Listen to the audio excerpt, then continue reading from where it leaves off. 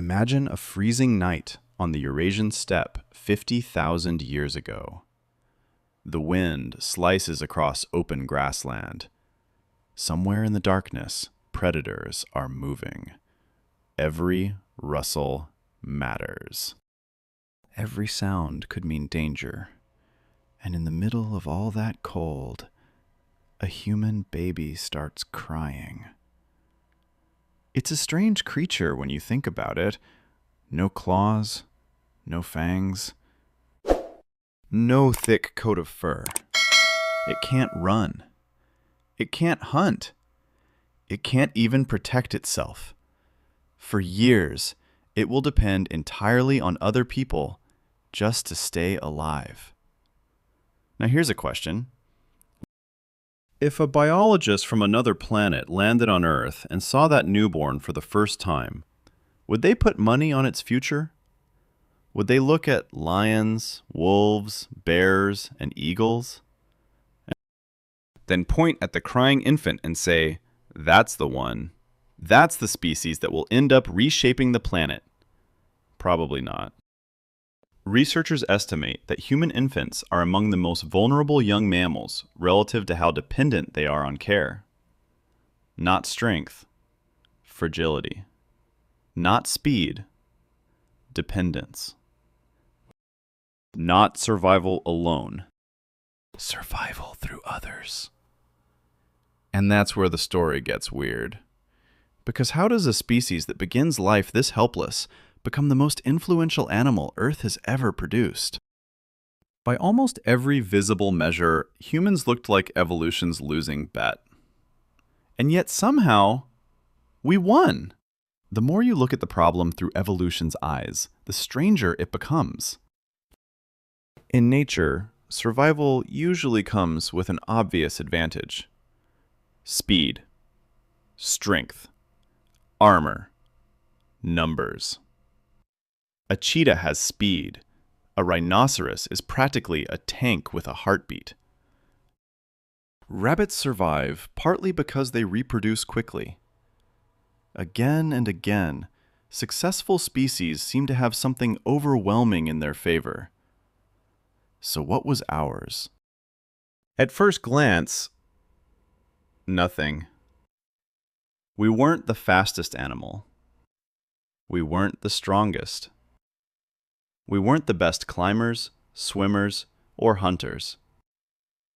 If evolution were a sporting event, Homo sapiens wouldn't exactly look like the favorite. In fact, we'd look suspiciously close to extinction. Right. But wait, that assumption hides a deeper puzzle. Maybe we've been asking the wrong question all along. Maybe the mystery isn't why humans succeeded. Maybe the mystery is why humans weren't eliminated. For hundreds of thousands of years, our ancestors shared the world with creatures that appeared far better equipped for survival. And somehow, the fragile species stayed in the game. That's the puzzle. Not how we conquered the world. How we survived long enough to even have the chance. Imagine East Africa around 300,000 years ago. Current evidence points to some of the earliest Homo sapiens emerging during a period marked by shifting climates, changing landscapes, and constant uncertainty.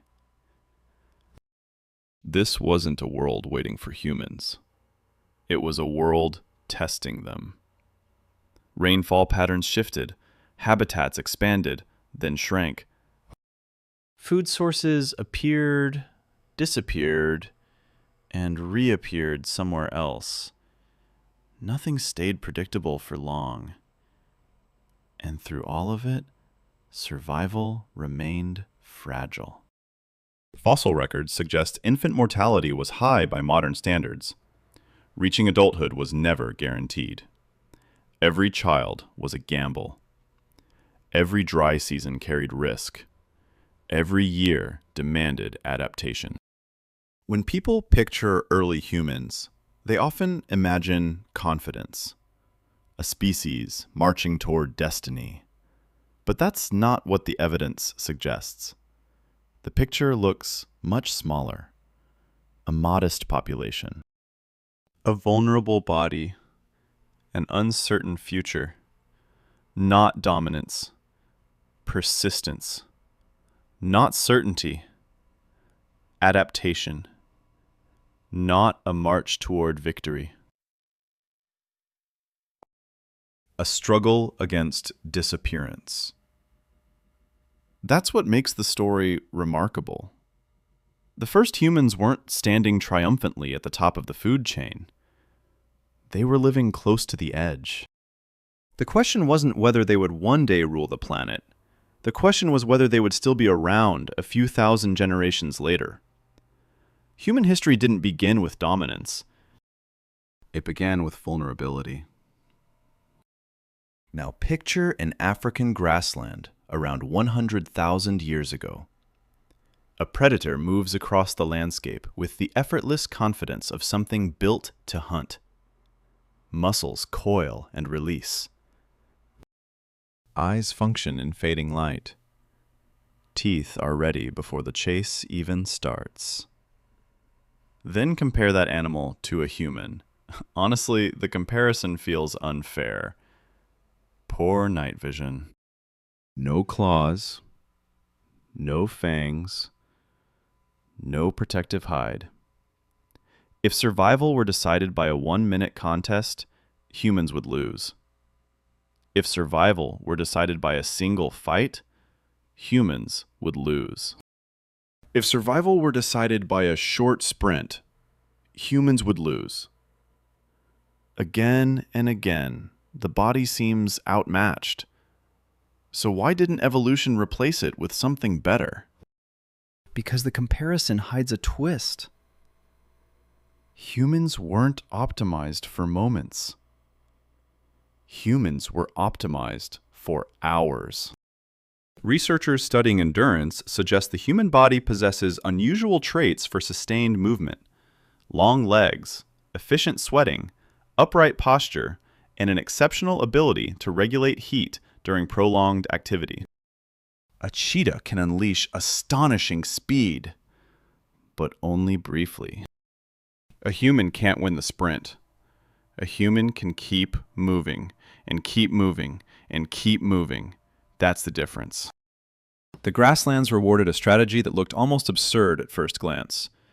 Not explosive power, relentless persistence. The hunt stopped being a contest of acceleration and became a contest of endurance. The battlefield changed. The rules changed. The winner changed. Humans didn't defeat predators by becoming better predators. They survived by turning time itself into an advantage.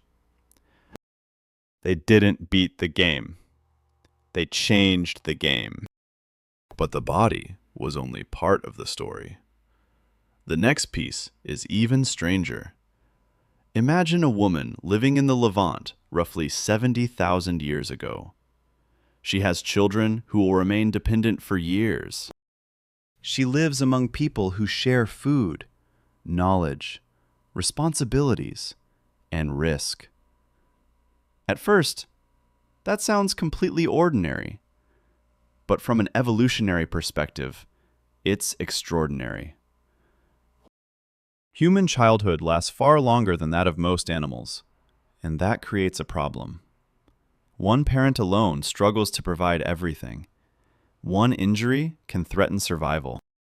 One unsuccessful hunt can become a crisis.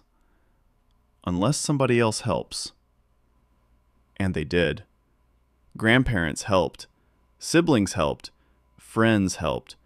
Entire communities helped. Researchers studying traditional societies have repeatedly found that human survival often depends on networks rather than isolated individuals. A child could benefit from adults who weren't its parents.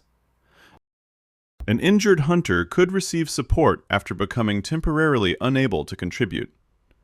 An older person could continue passing down knowledge long after physical strength faded.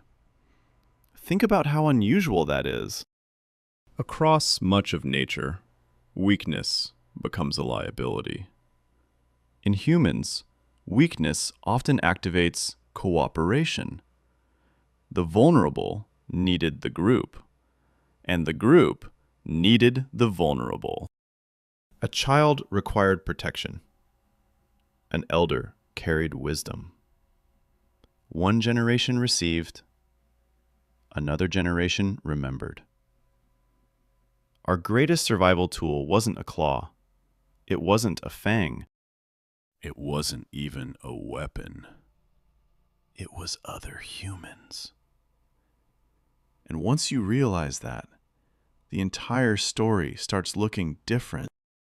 And now we come to the final piece, the strangest advantage of all. Imagine a coastal community in what is now Indonesia around 45,000 years ago. Someone discovers a better way to survive. Maybe it's a fishing technique. Maybe it's a navigation trick. Maybe it's knowledge about tides, seasons, or migration patterns. The exact detail isn't the important part. What happens next is the discovery doesn't die with its creator. It spreads. A child learns it, then another child, then another generation, then another. Most animals learn from experience. Humans learn from experience and inheritance. Not genetic inheritance, information inheritance. Think about how powerful that is. A person dies. The knowledge remains. The body disappears. The solution survives. The individual ends. The idea continues. No fossil can hold that weapon. No skeleton can reveal it. Yet it may have been the most important adaptation our species ever developed. Because once knowledge began accumulating across generations, every generation started slightly ahead of the one before it. Small improvements became larger improvements. Larger improvements became transformations. And suddenly survival was no longer limited to a single lifetime. If you're still with me, subscribe, because the next piece of the puzzle explains why a physically fragile species became impossible to stop.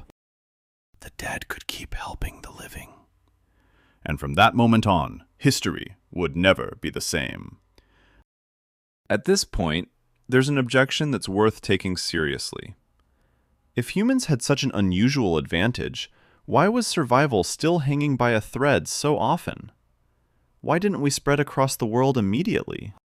Why didn't we simply outcompete everything around us from the start? Because the story wasn't a straight line. Far from it. Fossil records and genetic studies suggest that at several points in our past, human populations may have dropped to surprisingly low numbers. Researchers still debate the exact details, but current evidence points to periods when our ancestors passed through severe population bottlenecks. In other words, there were moments when the future of our species may have depended on a frighteningly small number of people. Just think about that for a second. Everything we've talked about, endurance, cooperation, shared knowledge, didn't guarantee success. The species still came dangerously close to disappearing. Wait, that doesn't make the story weaker. It makes it harder to believe. Not because humans were destined to survive, because they weren't. Every generation stood between continuation and extinction. Every generation carried the possibility of being the last. Human survival was never inevitable. And that brings us to the answer. Not the simple answer, the real one. The easy explanation is intelligence. Humans are smart. End of story. Except, then, that explanation falls apart the moment you look closer. Intelligence alone isn't enough. A brilliant idea that dies inside one brain changes nothing. Maybe the answer is tools. That sounds convincing too. But tools alone aren't enough. A tool can break. A tool can be lost. A tool can disappear with the person who made it. So maybe it's language. Closer.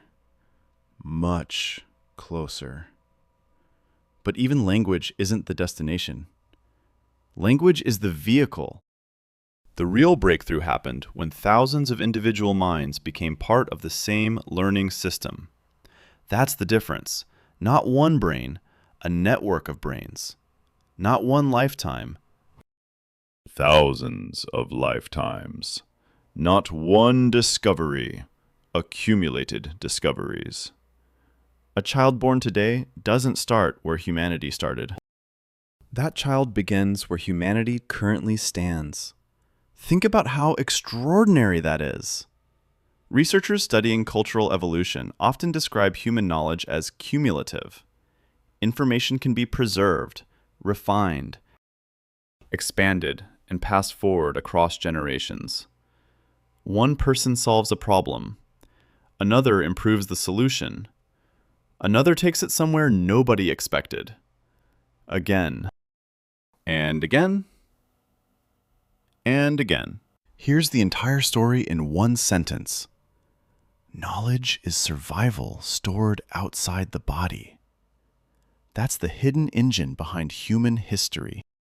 For millions of years, evolution shaped individuals. Then, something changed. Individuals began shaping shared knowledge. And once that happened, the rules changed forever. Humans became powerful when evolution stopped acting mainly on individuals and started acting on what groups could remember. Now let's bring all of this back to you. Right now. Not ancient Africa. Not prehistoric Indonesia. You. At this moment, you're holding something that would have seemed almost supernatural to nearly any king, emperor, or ruler who ever lived. Your phone contains access to more information than entire royal libraries once possessed. Think about that. A device sitting in your hand gives you access to discoveries made by scientists, explorers, inventors, philosophers, and countless forgotten people spread across centuries. And none of that started with you. You didn't invent the language you're using. You didn't invent mathematics. You didn't discover electricity. You didn't create the scientific method. Yet every one of those things is available to you. Not because you personally spent thousands of years building them, because you inherited them. Every morning, you wake up inside a civilization assembled by people you'll never meet. People whose names disappeared. People whose stories vanished. People whose ideas survived. And the same pattern exists inside you. Your habits. Your fears. Your ambitions. Your assumptions about how the world works. None appeared out of nowhere. Each one emerged from layers of accumulated experience stretching back through generation after generation. You carry more than your own life. You carry fragments of countless lives that came before yours. That's why the story of human survival was never a story about isolated individuals. It never was. You are not surviving alone. You never were. Now go back to that freezing night from the beginning. A newborn lies in the darkness. No claws, no fangs, no armor. Just a fragile body entering a dangerous world. If you saw that child by itself, you would never predict what comes next.